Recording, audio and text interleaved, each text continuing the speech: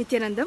With all auspicious blessings of my Guru, His Holiness Paramahamsa Nityananda, I welcome all of you to this video. So in this video, what I wanted to share was an emotional yet depth, like it bringing depth, and like it made so much of impact to each and every person who was there in the session with Swamiji yesterday.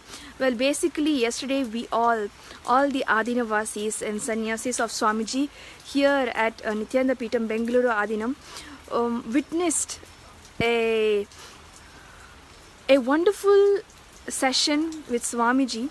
We have all actually been looking forward to this, and this session was really like this. Coffee with Swamiji actually was what it was called as.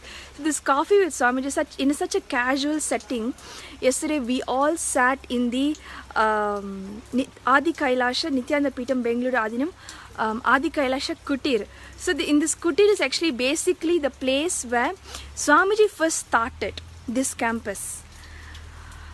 This campus is the headquarters of Nityananda Sangha, and Swamiji yesterday had a coffee with Swamiji session at this place. It's like a built structure, but it's like a kutir, a small normal. If you Google kutir, the size that you get, that's exactly what it is. Probably a hut size, and in front of which Swamiji was sitting. I'm sure you would have seen all these pictures on Paramahamsa Nityananda Facebook Live, and in front of that kutir, Swamiji sat and he showed us. So first of all, to tell you about the place itself, is mind-blowing. It looks like a normal structure to anybody, but like a normal a hut kind of a thing. It's not like with any. It's made out of cement basically, but with such a small structure, for 15 years, this place was kept unopened. Where inside, actually on the roof, it had such a big hole, yet those things that Swamiji had stuck on the wall, like for example the calendar, a few pictures, and even books in that room, none of it got damaged. For 15 years it was there, and we all know the weather in Bangalore, and we have all actually recently even experienced flood like so many times, when buildings made out of RCC, walls made of RCC actually collapsed. But here is a structure, 15 years it was unopened, and nothing happened to those items. Even the building is like stay put. So Swamiji showed us in 2002 basically, when Swamiji inaugurated this place. It was not as big as we see now, not even as big as I saw when I first came in 2013, or anybody at all in fact who was there in the session for that matter. It was just half an acre. It was like half an acre only, and Swamiji inaugurated that place. Like he showed us the calendars that Swamiji gave, and the invitation Swamiji himself personally, because Swamiji said that time there was nobody with him. He himself had to do everything. So right from after Parivrajaka, he came here to Bangalore, and he knew that this is the place that he wants to start the whole mission. And so there was nobody with him. He just lived under this. There was 2 poles and just a shed. That's all.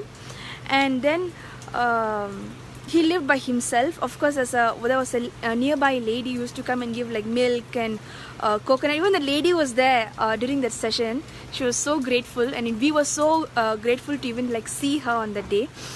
And Swamiji himself designed all those invitations, and like going to the Photoshop, to the studio, getting photos done, and placing in which order, and then going to the studio to get it printed, collecting it from the printer, writing it with his own hands to the people who have to come, and all of those things. So he showed every single thing: the vibhuti packet, the calendar, the invitation, the keychain.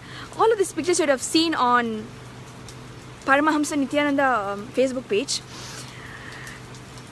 What just got all of us, like me, for me the takeaway was, not takeaway, like when it literally still boggles my mind. On those invitations, Swamiji, that whole inauguration is, inauguration to Nityananda Puri, Kallugopahalli, Bangalore. Nityananda Puri. Just Swamiji himself said, I call it Nityananda Puri. I didn't say only after I get this many acres or when it is big land, only then I'll call it Nityananda Puri. Even with half an acre, just with the vision that he had, the clarity that this is what he's going to do, Swamiji is going to do, he such a grand vision that it was, that on the invitation itself it says Nityananda Puri, Kallugopahalli, Bangalore, Birdi, Bangalore. But if you come to the place, it's only half an acre.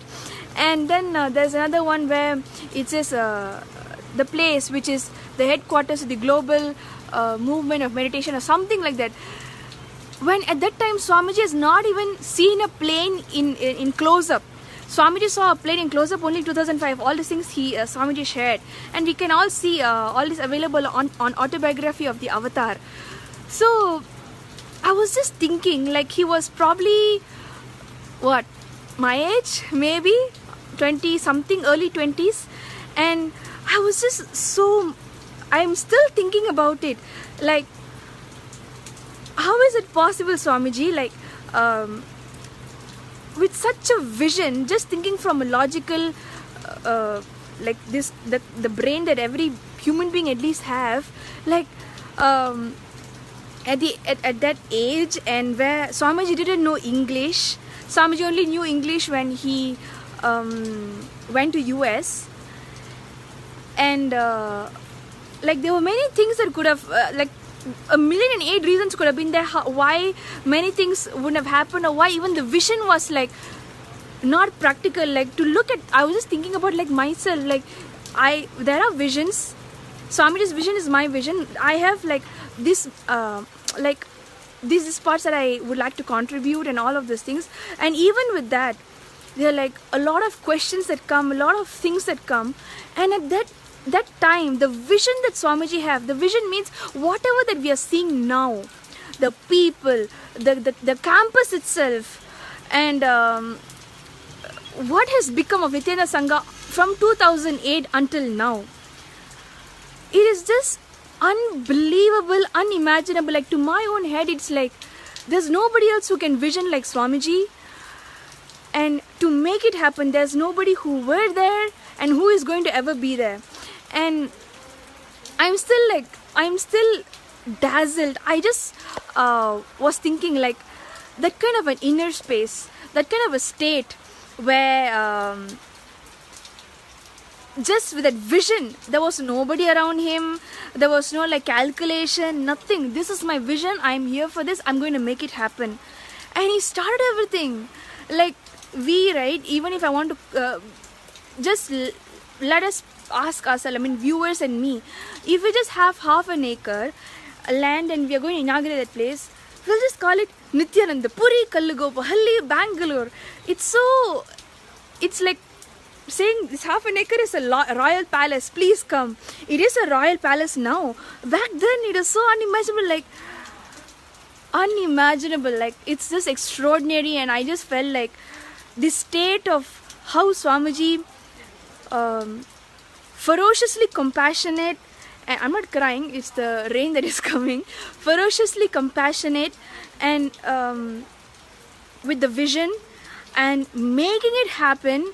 And there is nothing that could stir him away from his vision, no matter what had happened. Even with whatever that happened, the only time that I saw, like, oh, Swamiji is an example of how one should stand up in life, was the 2010. I have spoken about this before, but I think I would say about this 2002 as a thing for me itself. Like, the way Swamiji visualizes, the visionary that he is, to what he is going to do, to the mission, to the vision, to what he is going to achieve, undisturbed by whether if he didn't have anybody with him at the time, what were the skills that he have, or what he can do, can't do, nothing. Of course, Swamiji is Sadashiva Indian. I'm not even talking about that dimension. I'm just talking about, like, on a day-to-day, on a layman's way, it's unbelievable. There's nobody who can think like him, vision like him, not compromising to the vision and making it happen. I mean, we are all seeing it right now. It's just manifesting. And I was really, I'm still thinking about it, that state that Swamiji have, he's always going to have, that he's actually giving to all of his sannyasis, to his adinavasis. I mean, that is why life is with sannyasis and adinavasis and Balisans the way it is, to give us a state. But this time, like, I really actually saw it in front of me, like, this is what it means, like, to be having a vision and making it happen undisturbed by anything. I'm still contemplating over, and I'm still shocked. I'm still drunk by that whole thing. Like, how is it even possible? What made it happen? Like, Swamiji made it happen, but what is that state, that space that he's in, that just undisturbed by time, undisturbed by people, undisturbed by anything in life, and it just happened. So I really wanted to share this with all of you, that this session happened, and this was like the things that really sunk in me for so many hours, and it's still going on, like this question. So thank you so much for watching. I'll definitely make more videos about my takeaways of and what I understood from yesterday's coffee with Swamiji. Thank you so much, Nityanandam.